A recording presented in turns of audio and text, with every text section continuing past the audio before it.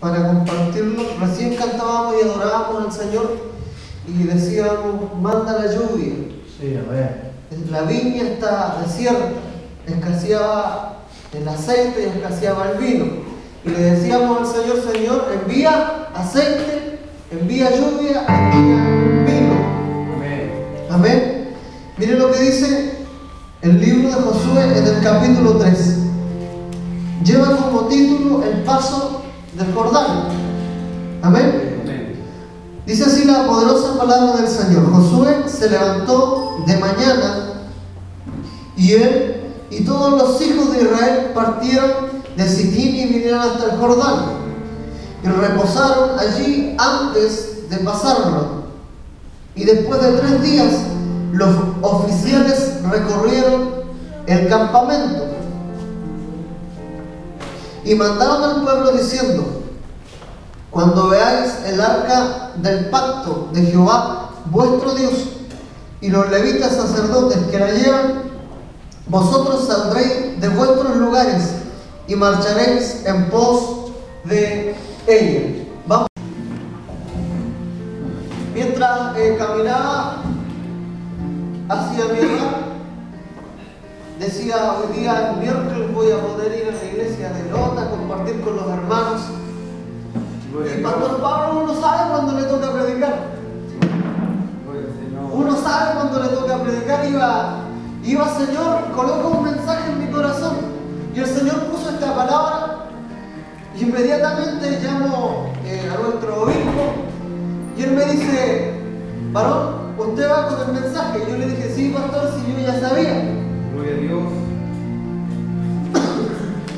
Estando con las ganas de compartir, quiero entregar una enseñanza acerca de una palabra llamada sujeción. ¿Ya? De una palabra llamada sujeción. Usted podrá decir qué es lo que es sujeción. Algunos la conocen, otros no la conocen, pero vamos a hablar un poquitito con algunos ejemplos, hermanos, para que todos, la idea de que todos nosotros salgamos entendiendo de qué es lo que significa la palabra sujeción. Amén. ¿Ya?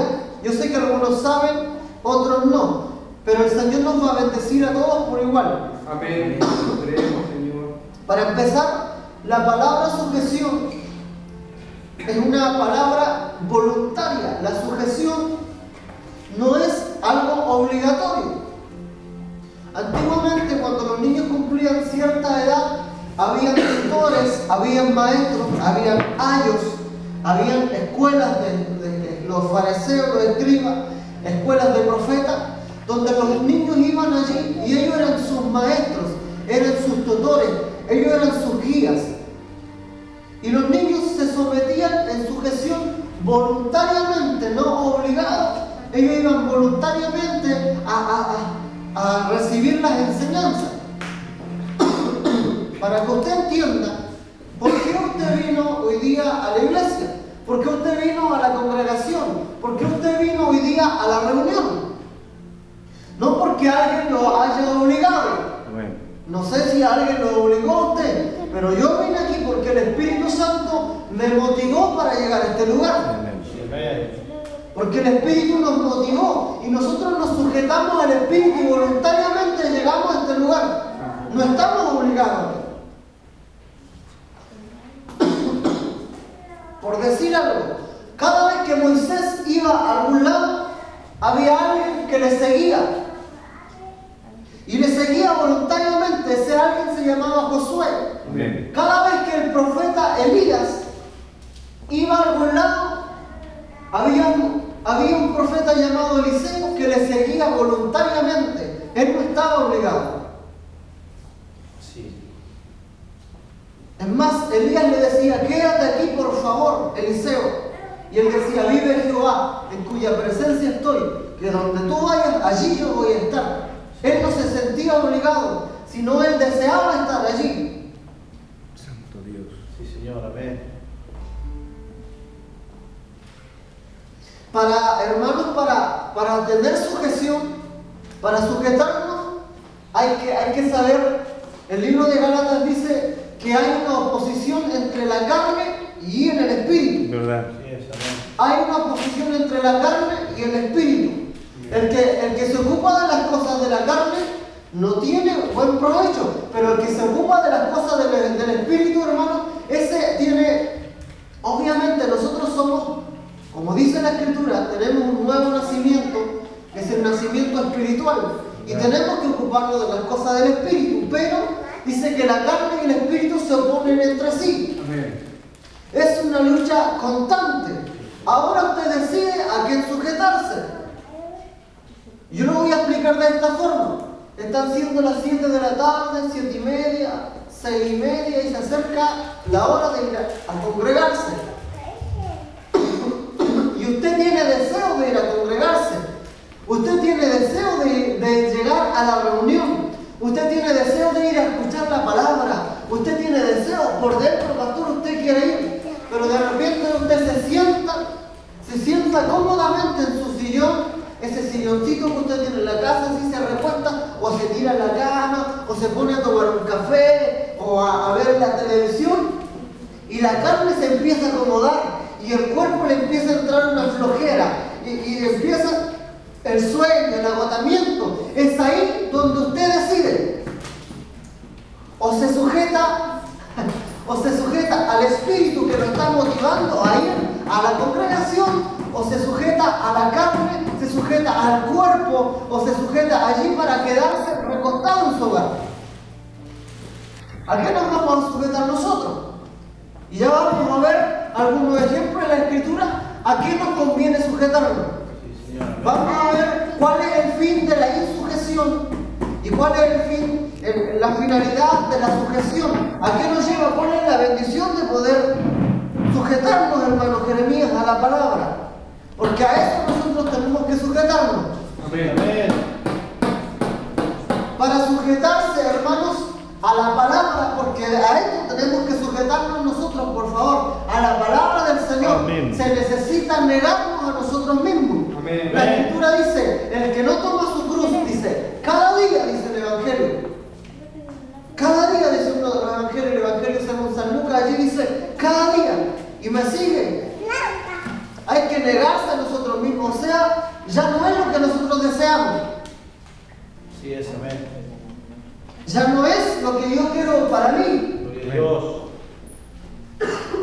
¿A quién no le gustaría soñar con ser arquitecto, doctor, con ganar tremendo dineral, al que ser un microempresario pero conocido? ¿Quién no le gustaría ser alguien de la televisión o tener una tremenda casa o dedicarse a trabajar? ¿A quién no le gustó alguna vez, soñó con algo? Pero cuando nosotros llegamos al Evangelio las cosas cambian. Porque ya no es lo que nosotros queremos para nosotros, es lo que el Señor ahora quiere para nosotros. Amén. Amén. Y eso es lo que cuesta. Cuando el Señor tiene un ministerio marcado en la vida, la carne se quiere oponer. Es verdad. Los sentimientos se oponen, la humanidad, la carnalidad se opone ante la palabra del Señor, ante el Espíritu. Mis palabras son espíritu y vida. La carne siempre se opone y es ahí donde nosotros tenemos que aprender a negarnos a nosotros mismos. Ya no hacemos lo que a nosotros nos gustaba hacer. Ya no hacemos las cosas que hacíamos antes cuando estábamos en el mundo. Ahora nos sujetamos a la palabra, no porque el pastor nos esté obligando. Yo no dejo de fumar porque alguien me esté obligando. A nadie se obliga a nada. La palabra produce algo en nuestros corazones, hermano. Produce algo en nosotros que se llama temor. Y el temor produce una conciencia. Es una conciencia aquí en nuestro corazón. Que cada vez que nosotros vamos al pecado, llegamos a la rodilla a decirle, Señor, perdónanos. Ayúdanos a nunca más hacer esto. Amén. Yo no sé de dónde lo sacó usted el Señor. Yo no sé de dónde lo está sacando usted. Yo sé de dónde me sacó el Señor. Pastor, yo no sé de dónde lo sacó el Señor a usted. Yo no sé de dónde lo sacó. Yo no sé a qué cosa usted tuvo que negarse. Yo no sé a qué cosa usted se está negando hoy en día, pero déjeme decirle que si usted se sujeta a la palabra, tenemos ganancia con el Señor. Amén. Por eso yo quiero invitarlos hoy día, no obligarlos. Nosotros no queremos obligar a nadie. La palabra por sí sola, hermanos, produce un cambio. El Espíritu por sí solo trabaja en nosotros. Nosotros no queremos obligar a nadie. Estoy seguro que los pastores aquí no van a obligar a nadie a cambiar. No van a obligar a nadie. Ellos se van a dedicar a predicar el Evangelio, a enseñar la palabra del Señor. Y la palabra es la única que transforma la vida de las personas. Es por eso que nosotros predicamos la palabra. Es por eso que nosotros anunciamos el Evangelio del Señor. Gloria a Dios.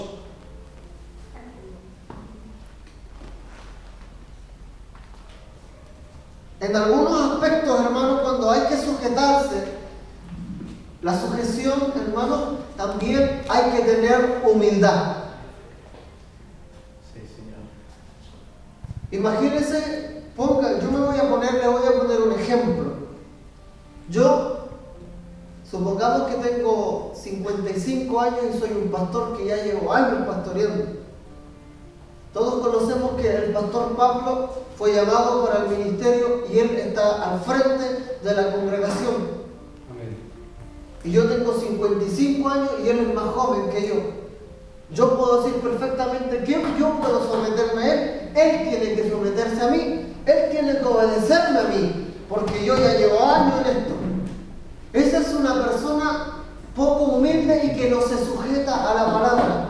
La palabra me dice que no importa la edad, no importa nada. Yo con humildad, si el pastor me ordena, yo siendo mayor, yo le obedezco.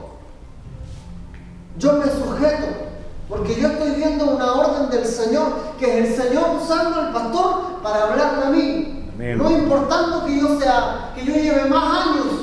¿Verdad? A nosotros siempre se nos ha enseñado a mirar a los demás superior a nosotros. Siempre se nos ha enseñado a que tenemos que mirar, hermanos, porque algunos se creen más grandes, otros se creen súper espirituales, súper hombres. Pero aquí, hermanos, para el Señor, hermanos, el Señor, a cada uno de nosotros, el Señor nos mira, a lo mejor nos llamó con un llamado específico. Amén. Pero nos trajo para distintas cosas. Santo para Dios. Distintas cosas. Y yo no puedo despreciar a mi hermano. Amén, amén. Yo no puedo despreciar a nadie. Si usted alguna vez, hermano, se ha sentido poca cosa en la iglesia, se ha sentido inútil, que él hace esto, que él hace esto, que él hace esto, ¿y yo qué hago? La Biblia dice que los que se sienten así son los más necesarios, esos miembros los más débiles, que volvía a caer en falta, que volvía a caer en el pecado, que volvía a caer en pecado. Esos miembros, dice la Escritura, que son los más necesarios. ¿Verdad? Dentro del cuerpo de Cristo. Santo Dios.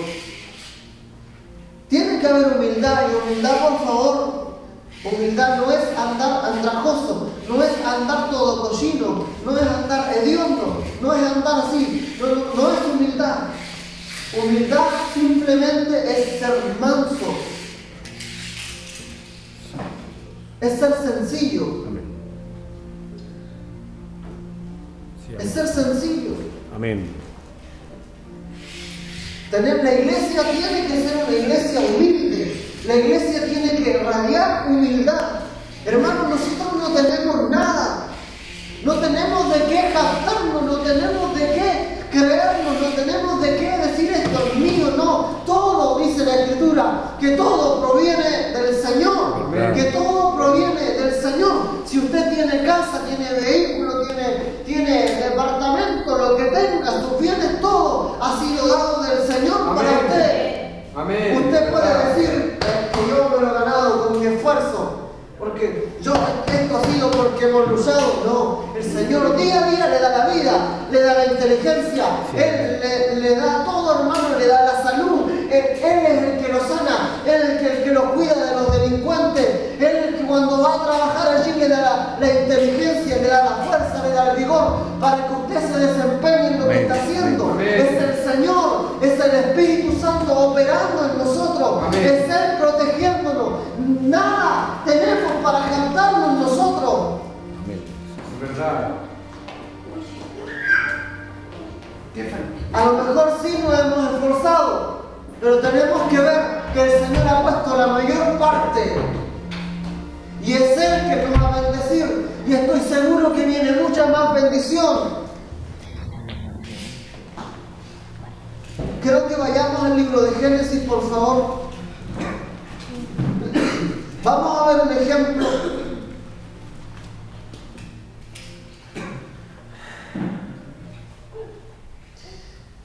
Libro de Génesis, por favor, capítulo 2, verso 15. Vamos a leer. Vamos a ver un ejemplo aquí.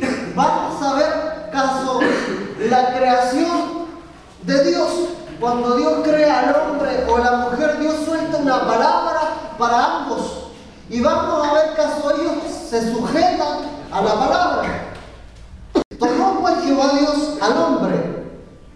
Tomó pues Jehová Dios al hombre y lo puso en el huerto de Edén para que lo labrara y lo guardase. Y mandó Jehová Dios al hombre diciendo, mire por favor, esta es la palabra de Dios para el hombre. Esto es lo que Dios está hablando al hombre. Mire, diciendo, de todo árbol del huerto podrás comer. De todo árbol del huerto podrás comer. Eso es lo que Dios está hablando al hombre. Más del árbol de la ciencia del bien y del mal no comerás, porque el día que de él comieres, ciertamente morirás. Hermanos, de todos los árboles que están aquí, pueden comer, menos de este que está aquí. Qué fácil, qué sencillo es sujetarse, es obedecer a esa palabra. Amén. Amén. Qué sencillo era obedecer a esa palabra. Si hoy día Jehová, Dios nos hablara y nos dijera, hermanos, de todo lo que está aquí podemos comer, pero menos de este platito que está acá, de eso no pueden sacar. Qué fácil se ve, pastor. Qué fácil se ve en ese momento. Pero ahora vamos a ver, por favor, lo que sucede en un cuadro distinto de la historia. Miren, por favor, veamos aquí la palabra, lo que dice en el capítulo 3. Vamos a ver que el hombre y la mujer obedecen. ¿Qué quiere decir sujetarse a la palabra? ¿Acaso obedecen? Por favor, usted mismo lo va a leer y se va a dar cuenta qué es lo que ellos hacen. Miren lo que dice. Pero la serpiente, aquí encontramos otro personaje. Dice la serpiente. Dice, pero la serpiente era astuta, más que todos los animales del campo que Jehová Dios había hecho.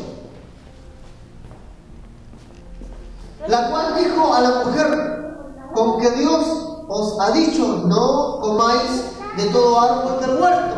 Ponga atención, una serpiente que habla. Cuidado, iglesia, porque la serpiente habla. El enemigo habla, el enemigo se disfraza, el enemigo está hablando a la creación de Dios, a lo que Dios había hecho a su imagen y semejanza en el principio. El enemigo está hablando a la creación, al cuerpo de Dios. El enemigo está hablando al oído de la iglesia. Así el apóstol Pablo se toma de esta palabra y dice, allí porque dice, porque os celo con celo santo. Y luego dice allí, temo. El apóstol Pablo tenía un temor, casi como fueron seducidos los sentidos de Eva, los sentidos de la primera mujer. Así los sentidos de hoy día de la iglesia sean seducidos. Amén. Y hoy día la iglesia corre un peligro. Porque el Espíritu, dice el Timoteo, habla claramente a la iglesia que en estos tiempos dice que vendrá la apostasía. Amén. Muchos apostatarán la fe. Muchos apostatarán la fe. ¿Y cómo entra la apostasía a la iglesia? Dice, oyendo, poniendo oído. Dice, a doctrinas erróneas, a espíritus